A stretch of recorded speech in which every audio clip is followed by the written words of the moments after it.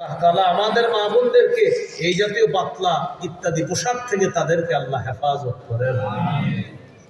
রাসূলের এক সাহাবী নাম জমরা ইবনে সালাবা, তিনি নবীর সামনে আসছে। আলাইহি হুল্লাতানি মিন হুলালিল ইয়ামান, ইয়ামান দেশের দুইটা পোশাক তার শরীরে। নবী পোশাকটা পছন্দ করে নাই। নবীজি বললেন, আতারা ইয়া জমরা সাওবাইনি হাদাইনি মুদখিলাইকাল জান্নাহ। জমরা, তুমি কি মনে করো তোমার এই দুই পোশাক তোমাকে জান্নাতে প্রবেশ করাবে? বুঝতে পারলেন নবী আমার পোশাক পছন্দ করেন নাই। তিনি বললেন, লাবিস্তাগফারতালি ইয়া রাসূলুল্লাহ, হুজুর আপনি যদি আল্লাহর কাছে একটু আমার জন্য ক্ষমা প্রার্থনা করতেন, আমি বুঝতে পারছি আমার ভুল হয়েছে।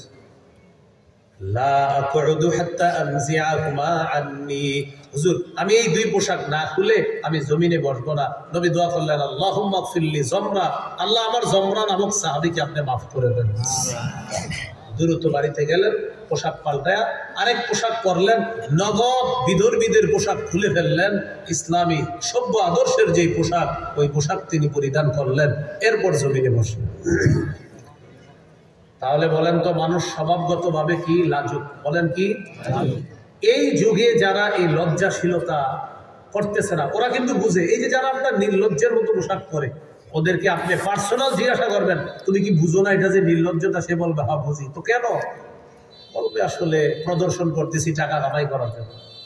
মানে সেও বুঝে এটা নির্লজ্জতা, তার আকলও তারে বলতেছে এটা নির্লজ্জতা, এটা বেহায়াপনা, তার আকলও বলে থাকে।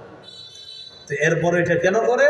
এটা পোশাকের স্বাধীনতার নামে একটা নাম দেয়, এই নামে উল্টাপাল্টা কাজগুলা করে। তো বলছিলাম, লজ্জাশীলতার গুণ যাদের মধ্যে যত বেশি হবে, তাদের মধ্যে নিজের সতর ঢেকে রাখা, পরিপাটি হয়ে থাকা, অন্যের সামনে নিজেকে প্রদর্শন না করার এই প্রবণতা তত বেশি কমে যাবে, যার যত বেশি লজ্জাশীলতা হবে। সূরা আরাফের 26, সূরা আরাফের 22, সূরা আরাফের 31 নম্বর আয়াত। এই আয়াতগুলোতে আল্লাহ এটাই বললেন, তোমাদেরকে পোশাক দিলাম তোমাদের সতর ঢাকার জন্য, তোমাদেরকে পোশাক দিলাম সৌন্দর্যতার জন্য। আদম হাওয়া নিজেদেরকে জান্নাতের পাতা দ্বারা ঢাকতে লাগলো কেন? সতর ঢাকার জন্য। আল্লাহ আমাদের সকলকে সতর ঢেকে লজ্জাশীলতার এই গুণটা নারী পুরুষ সবাই যেন অর্জন করতে পারি, আল্লাহ তৌফিক দান করেন। সুবহানাল্লাহি ওয়া বিহামদিহি, সুবহানাকাল্লাহুম্মা ওয়া বিহামদিকা, আশহাদু আল্লা ইলাহা ইল্লা আনতা, আস্তাগফিরুকা ওয়া আতুবু ইলাইক। আমিন ওয়া আখিরু দাওয়ানা আলহামদুলিল্লাহি রাব্বিল আলামিন। আজকের এই লজ্জার আলোচনাটা, আমার একটা সংকলন আছে মিম্বরের আমানত, এই সংকলনের 2য় খণ্ডে লজ্জার আলোচনাটা পুরাটা পাবেন, আরও বিস্তারিত আছে ওখানে।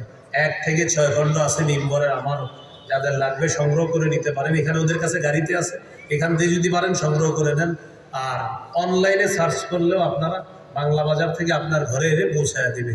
মিম্বরের আমানত, 1ম খণ্ড সন্তানের 64টি অধিকার, 2য় খণ্ড শিরিক বেদাত কুফর তাওহীদ, 3য় খণ্ড হালাল হারাম, 4র্থ খণ্ড স্বামী স্ত্রীর অধিকার, 5ম খণ্ড লা ইলাহা ইল্লাল্লাহ ব্যাখ্যা, 6ষ্ঠ খণ্ড নামাজ সম্পর্কে আলোচনা।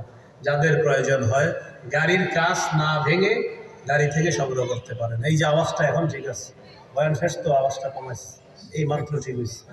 আসসালামু আলাইকুম ওয়া রাহমাতুল্লাহ।